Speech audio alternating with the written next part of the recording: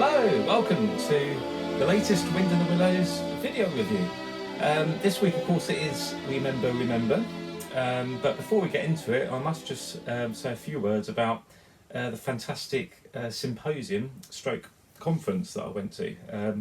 I returned last night from Sale in Manchester, and it was absolutely fantastic. For those who don't know, Materials in Motion is an annual symposium. This is the second one, organised by Steve Henderson, and it looks at animation preservation and archiving and basically sharing techniques and processes and knowledge. And it was fantastic. I got to wax lyrical about my love for Wind in the Willows and my collection and what I hope to do with it, and seemed to go down really well. But I met so many fantastic people with so many interesting angles on it. I mean, there were a lot of talks and I learned such a lot from each one.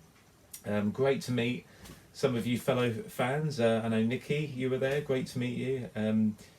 Andrew, who else was there? There's a fan called Natalie, it was great to meet you too.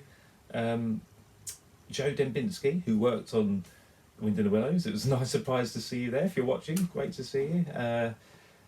Sorry if I'm missing anyone. I don't know everyone's names, but there were a few others there, and just really lovely to see people from all walks of animation life, if you like. A lot of archivists, a lot of just enthusiasts. Special thanks obviously to Steve Henderson for organising it, and Richard Evans, who runs the Waterside, works there. He hosted it, and Rosie Whitmore, who takes care of the Cosgrove Hall archive. Great to see her there. It extended into from Friday to Saturday with a really great meeting with us all. We got to see some items in the Cosgrove Hall archive and then have a really interesting talk about how we can share knowledge in preserving our animation history, and all over the world. People from all over the world came to this. And then for the rest of Sunday we had a Puppet Masters conference, which they do every year as well. Phil Chalk, who was my old boss when I worked at Chapman Entertainment. Didn't get to speak to him afterwards, unfortunately, but great to see him. And Jo Chalkley, lovely to see Jo there. She's a fantastic animator and now series director on Clangers, and she was my first mentor when I started at Cosgrove Hall on Little Robots, and I still feel like I owe so much to her, but she's so modest, but she's fantastic. And we also had Brian Truman. Lovely to meet Brian again. A lot of fans around him asked him to sign some cells and things. That was lovely to see. And I got to catch up with him as well. And I'm inspired with my book that I want to do. Hopefully that's going to get off the ground pretty soon-ish. So yeah, absolutely wonderful. If I missed anyone out, apologies. But I learned loads. I had a fantastic time. So there we go. So let's get into Remember. This is the 50th episode ever made, and it seems very fitting, certainly when we get to that fireworks sequence. So with Halloween now out the way, hope you had a good Halloween, by the way. We've got Bonfire Night coming up, of course, and this is obviously very appropriate. So let's get into it. I'm going to press play right now, and here we go. So remember, being the 50th episode, of course, it's from series 4, and directed by Jackie Cockle. So we've got the team of Sue Pugh and Paul Berry doing the animation, and I've always loved this one. I mean, again, I would always call this one a classic episode. It was on the Autumn Antics video, released many times, of course. The last one on that video, and it's so funny, this one. There's so many great one-liners, lots of humour, mischief, of course, with the weasels, and a very quite a sad and ending that really hits home, which is very poignant. So lovely opening, very grey opening, but very appropriate because it's got a very cold feel to this episode in these opening scenes. You can always almost feel the coldness just looking at these pictures. And we are in November now, of course, already, I can't believe it, here in 2019. And it's actually a lovely day today. I mean, in Manchester it was raining a bit when I was there on Friday, and then it brightened up a bit Saturday, and down here, back home in Essex, it's actually not too bad. But it's got this, you can see, like, just by the way Mole and Badger are dressed, you know, jumpers and scarves, and we would probably wear more than that, but so it really hits home here in terms of the railway, and the episode is bookended nicely in this sense. Badger, of course, as he does often, grumbling about the railway, but it is important. It's getting very close, and it's quite frightening when you hear the trees being felled, not too far away. The fact that the sound is being carried to them, and then it's a lovely contrast, isn't it? You go into the homeliness, the coziness of Badger's home, that lovely warm orange glow from the fire there. So it's got a nice typical opening in that sense. Often we don't start outside first, but we've got a lovely cosy atmosphere, and then of course brightly interrupted by Toad and also Ratty. I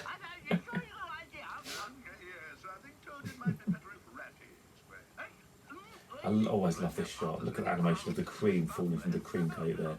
It's all dripping all over him. I want to find out what that material is. So I brought him out in the hope that he might cool off. Not another craze. I'm afraid so, Badger. Craze? Nothing is a jolly good idea. We're going to have So he's firework display. I love the animation. Now we always say when I teach animation, avoid twinning. Twinning is when you've got kind of symmetry to things happening together, and both of Toad's hands went like that. But that's a moment where you do want symmetry. You want it to kind of, you know, sync up. It's a big pose, a big gesture. And I love the way Toad is wandering about. He's not sitting anymore. He's excited. He's on his feet and he's walking up and down. I love these lines. So. Toad said, I didn't forget. I like to boast.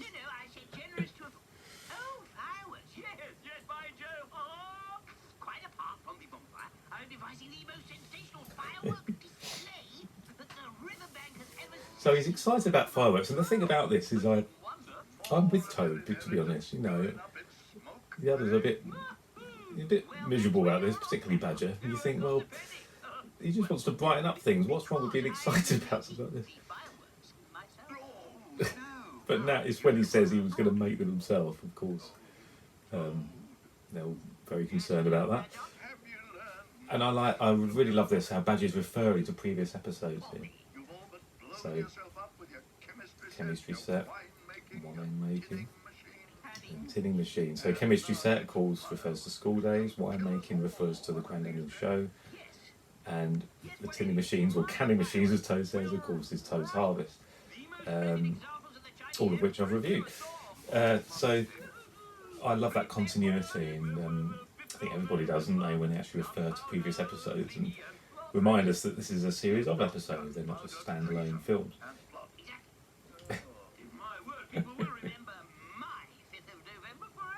Well, Badger, what do we do? What do we? Toad. What? Be quiet. Well, at least the bonfire will take people's minds off the problem. Now look at that lovely walk that Toad's taken. He's been told to keep quiet, and he is finally keeping quiet, but I feel sorry for him. I think he's enthusiastic, he's excited, and how can the others not show? He got excited for one more moment then, and then he's shouted down again by Badger. But they are thinking about, you know, health and safety and all of that. Now this has always made me laugh.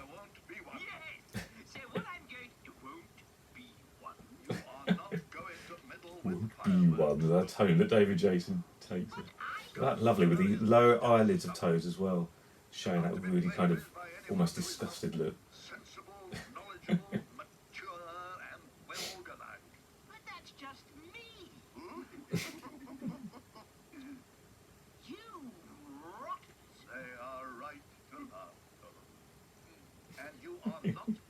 So it's Paul Berry at his very best, isn't it? Look at the way Badger thumps the table there. It's really nice, really well planned, because there wasn't much room for him to thump the table. But very well composed and planned out. Now, when Toad walks about, particularly when it's Paul Berry, you always see beautiful shift of weight between the legs. In the symposium, we were talking about Toad's walks, actually, at one point. We were talking about how, if you were to recreate that, for instance, how he does walk, he's walking in a quite straightforward manner there, like that. But if it's pose to pose, it would be very much kind of weight on one leg, and the other foot would just be tilted, so it'd just be the toe sort of touching the ground, the heel upwards. Very theatrical, very kind of, again, came from Barry Purvis, and translated beautifully into Paul Berry's approach. Now, I love this scene. I mean, look at all those props. I mean, it's incredible. I guess a lot of these were from previous episodes, but I mean, they've really gone to town. All these little jars, and they all vary in size and colour and shape. I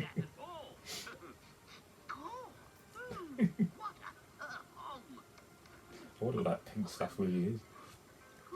That'll go off if anyone looks at it. Chuck a bit of that in. There, that'll do. It must got like a cotton wool look to it, isn't it? With the stuff. Pop, bang, whiz. Now, there's some lovely body language coming up in a moment. We can see Toad's very excited, and we've got lots of lovely gestural animation to complement that. But here is a great example of where you see Toad really thinking, and then kind of where it falls over there, and you see the blinks like that. And my dad was always impressed with this, which is that taking the time to really see this, the idea of striking a match and stepping backwards and watching, he's waiting, but still obviously completely alive.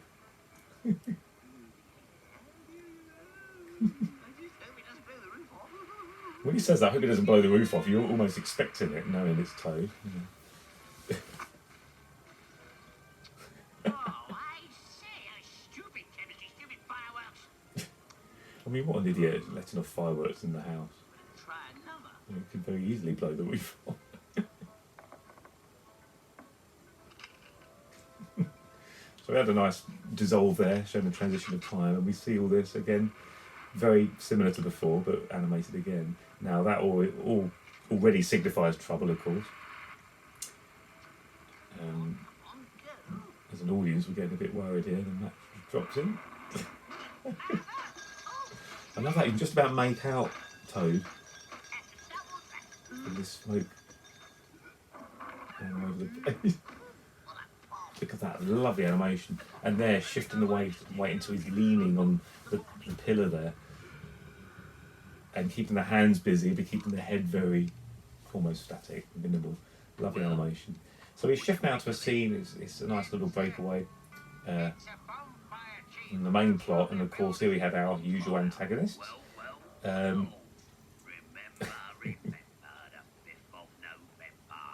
And you learn a bit in this episode. If you don't know much about Guy Fawkes and the history, you learn about the 5th of November song. We've already had Badger correcting Toad, and the Chief Weasel has his own version, which will appear fully in a moment. So the Chief Weasel has a cunning plan here, and the henchman, as always, isn't on the same wavelength at all. Some lovely shots here. We don't quite often see the henchman so up high. I mean, he's on the lookout occasionally. Obviously in Toad Astronomy, he was on the lookout, wasn't he? He was on the top of a hedge or in a tree. But nice to see him above the Weasel's den. I don't think we've ever seen that before, actually, or since. That lovely swing of the Chief Weasel's animation there. It's good, good, very good, Chief, very good. Now I love these little scenes here.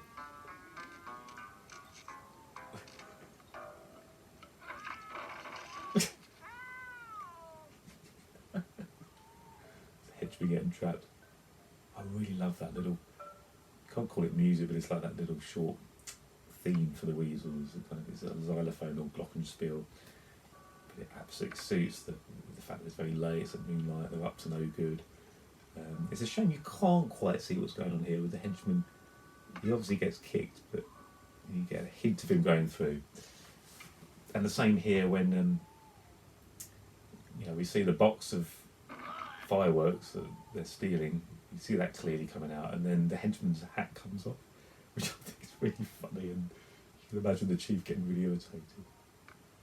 So, but you can't really see it. It's blending with the other shadows, and he puts the hat on there, and then gets a final kick. I think it's beautifully paced, and then you go to like the brightness of the next morning.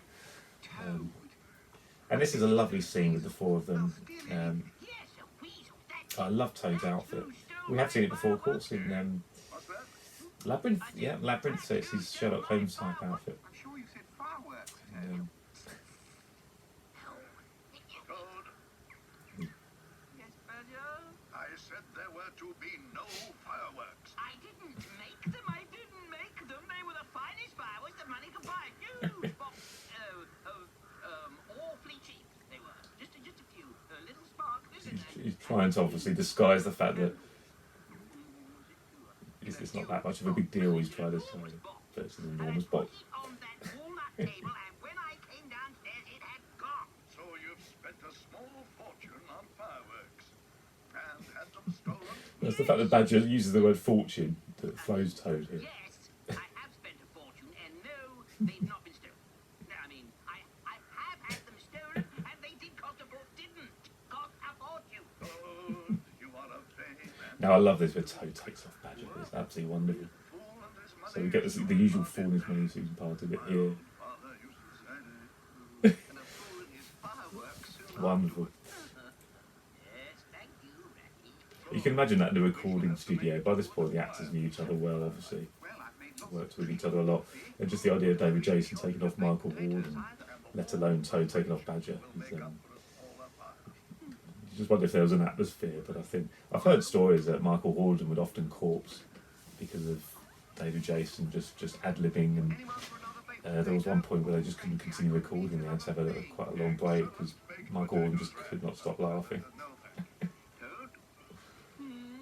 and David Jason would just carry on saying things like, "Oh, am I making this difficult for you in character?" And just obviously that would just make Michael Horden laugh even more.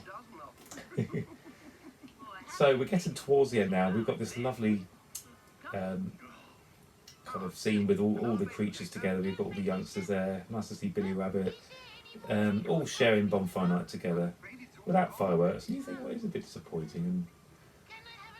And obviously the kids would love to see fireworks. They're a little bit stick in the mud, aren't they, Ratmo and Badger?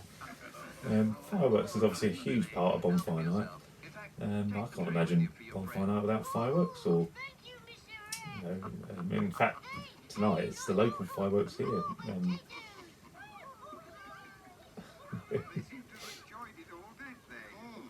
Always again, like certain scenes, a little bit darker than you maybe would like it to be, but then of course we do get the fireworks.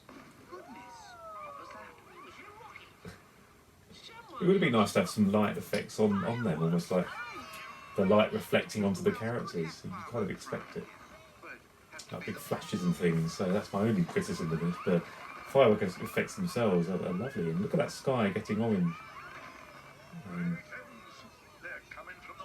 Big glow. That's you assume it's like a bonfire, but as they say in a moment, it's actually more worrying than that.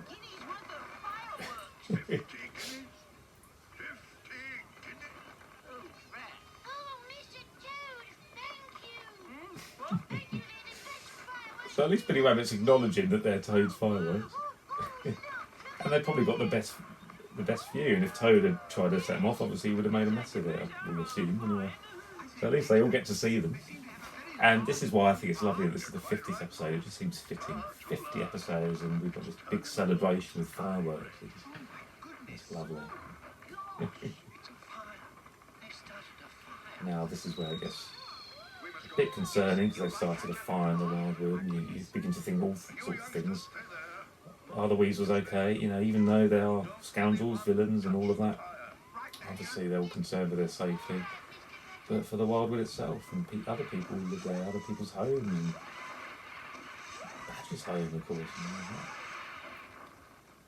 So we go from this transition now to obviously the next morning.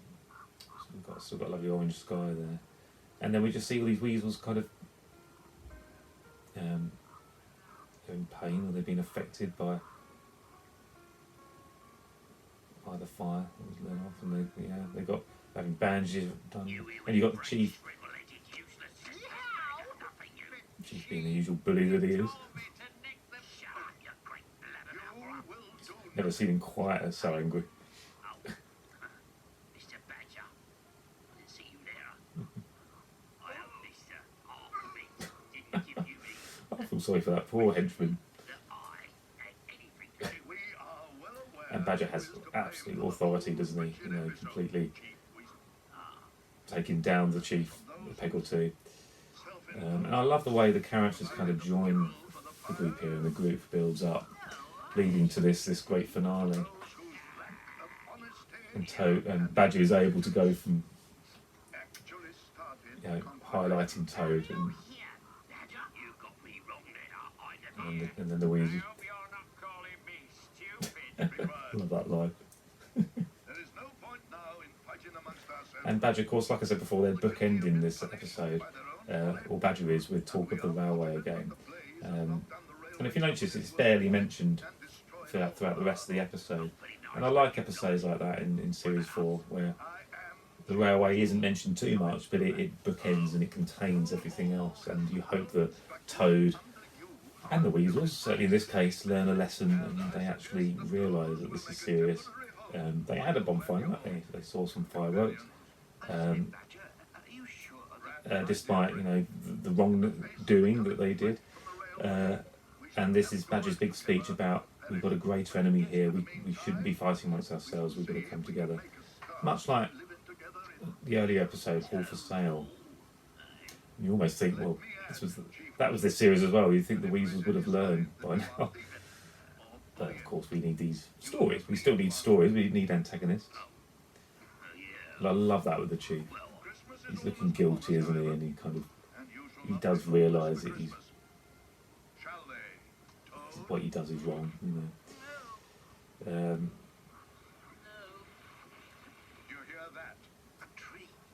So they're again absolutely bookending the episode with the falling trees. They can hear the sounds again. They're very concerned. When Badger's saying, "Oh, lummy," I love that final line there. Let's see what we can do to stop them together. It's lovely. It's a lovely sense of community coming together despite their differences. Beautiful ending to an otherwise very funny episode. So it's got everything, that one. I think it's got a lot of heart, a lot of comedy.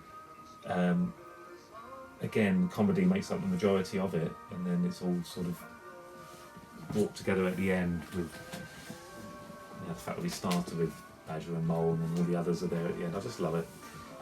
It's on so many levels, such a strong episode with a strong message. Look at that, firework effects by Brian Parsley. I'd love to get in touch with him. He's been mentioned to be by Joe Dubinsky. He's obviously very keen. I'd love to ask him, and I will find out some answers hopefully about those firework effects and how they were done in those days. I guess sort of optical effects they would have been, but animated, kind of 2D animation, I guess. But they were stunning, weren't they? They all kind of overlap with each other, and just so much to see. So there we go. That's Remember. So yeah, let me know your thoughts on that one. Like I say, I think it's a classic, and so yeah, please leave comments and thoughts and so on. And I do have a bonus episode today as well, so do try and catch Happy Birthday. But otherwise, join me next week. Oh yes, for the one that I postponed, the kidnapping of Toad. So we are going to get to that next week. So thank you as always. I need to move on swiftly now and record the bonus episode. So all the best, thanks a lot, and see you soon.